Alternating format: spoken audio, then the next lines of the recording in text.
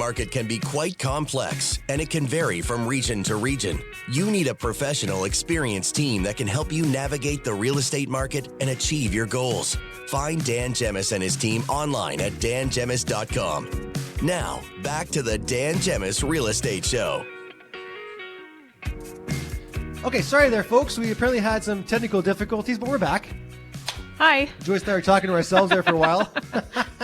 Had a great conversation, Joyce, you and I. Yep, that's right. If you're just joining us, we were talking about the benefits of going from a single-family home to a multi-unit building. And now I'm not sure at what point we disconnected, but we were talking about some of these points. So let's go back a couple points, Joyce. Okay. Location, location, location. Yes. So again, multi-floor buildings are typically located in more central and urban areas where single-family homes might be rare or more expensive, obviously, right? Mm-hmm. So location is obviously key. Increased social interaction. So living in a building with multiple units fosters a community atmosphere, making it easier to meet neighbors and build social connections. Yeah, so I really like that one. Yeah, with game nights or themed nights or whatever it may be. It's sometimes easier, especially for those who are, getting a little bit older and might not have as much connection with people as they did for sure in their younger years when their kids were playing sports and getting into activities, right? It's a great bonus there. Lower utility costs.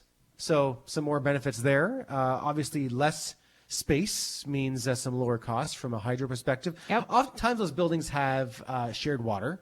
So you're not worried about water costs. Sometimes cable and internet as well. Well, there's a lot of buildings popping up right now that literally all the utilities are included in the price. So that's a bonus for those as well.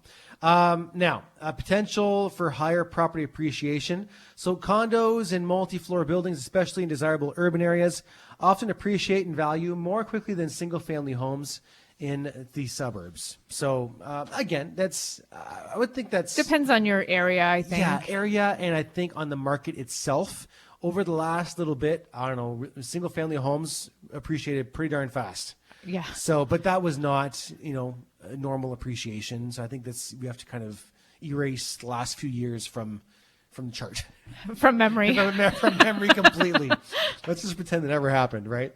Unless you sold your house and made a killing and moved on to the next one, which is the majority of folks that had property, right? So simplify living for busy lifestyles. Nothing wrong with this one. So multi-floor building living often appeals to professionals and young families with fast-paced, busy lifestyles. Yeah. So I would think, for those bachelors, bachelorettes, that kind of thing, right? But Professionals. Yeah, in and out, sure. in and out. Yep. Oh, thank you to a good friend of ours, Matt. You cut out for social interactions. I appreciate it. Thank you. We weren't sure where we lost everyone. Better accessibility and universal design. So many modern multi-floor buildings are designed for accessibility in mind. Obviously, homes weren't often built with accessibility in mind, right? No. Whereas buildings being built today have to have accessibility top of mind, which is a great benefit as well.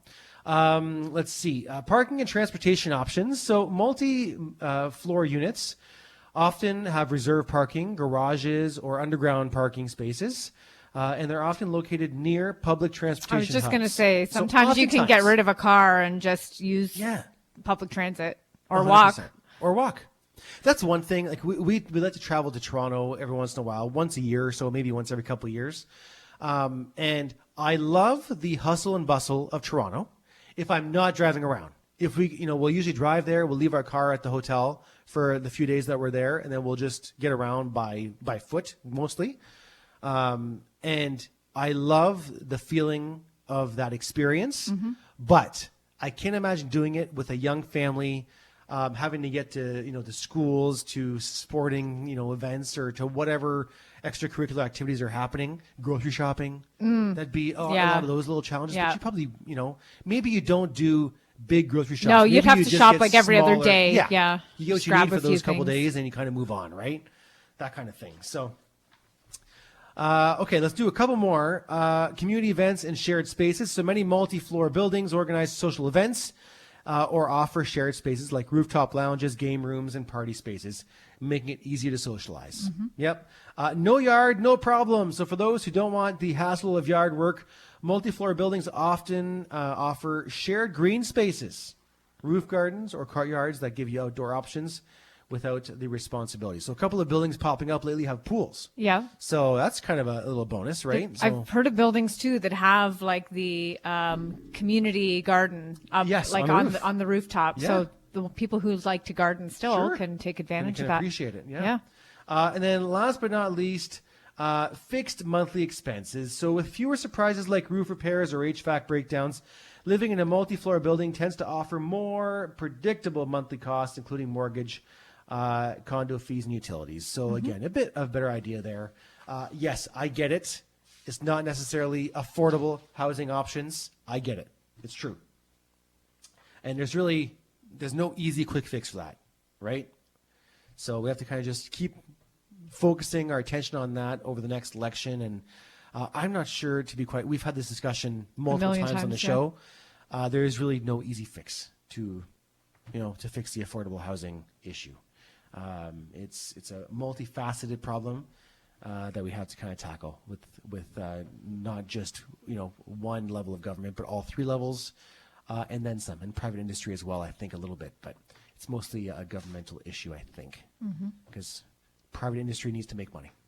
So unfortunately, right, that's just how the world works. So okay, we're going to take a break, Joyce. We're going to come back and talk about some hobbies and their impact on home buying. So we're going to keep on this trend a little bit here, okay? So lots more to come. We'll also give away the Richmond Popcorn Company gift card in the next half hour. So stay tuned. Lots more to come right here on the Dan Gemus Real Estate Show.